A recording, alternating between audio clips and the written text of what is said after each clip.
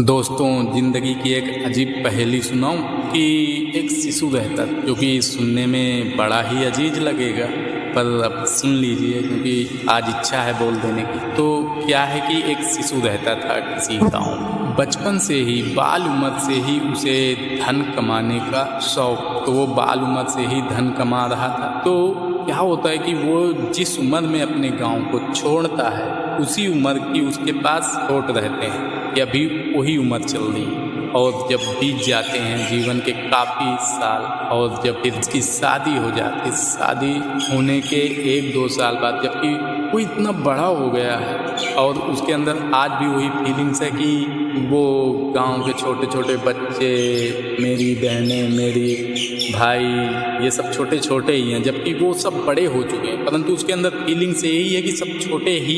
ये बहुत ही अजीज कहानी है। और शादी के बाद उसके बच्चे भी हो गए। फिर उसके बाद कुछ अचानक जीवन में हुआ कि उसे ये महसूस होने की फीलिंग्स आई कि अब मैं बड़ा हो गया, या ये समझ लीजिए कि अब उस पर ऐसी स्थिति बन चुकी है कि वो फील करे कि अब मैं बड़ा हो गया हूँ, बच्चा नहीं। उसे ये फील करने में टोटल 3 महीने लग गए कि मैं एक बड़ा हो गया हूँ, बड़ा लड़का हूँ, छोटा नहीं, बच्चा नहीं हूँ। जो अपनी मर्जी से शौक से जीता था, रहता था, अब बड़ा हो गया। तो फीलिंग्स भी चेंज हो गई कि यदि मैं बड़ा हो गया हूँ तो अब मुझे सब कुछ देखना होगा, घर भी, परिवार भी, गांव भी, समाज भी, और फिर सारे नियमों को फॉलो करना पड़ेगा।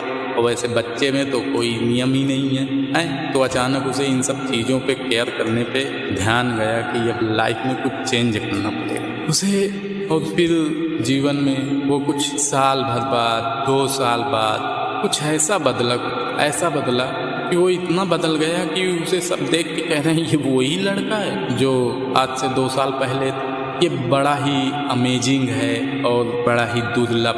दोस्तों, ये कहानी कैसी लगी बताना जरूर। दोस्तों, उसे अब इतना भी छोटा मत समझ लेना कि कुछ जानता ही नहीं था। उसकी सिर्फ फीलिंग्स, उसकी सिर्फ जो है कि भावना जो जुड़ी हुई थी वो बचपन से जुड़ी हुई थी। बाकी वो सयान था, समझता सब कुछ था, जानता सब कुछ था। बस उसकी भावनाएं बच्चों जैसी थी, उसकी सोच बच्चों जैसी थी।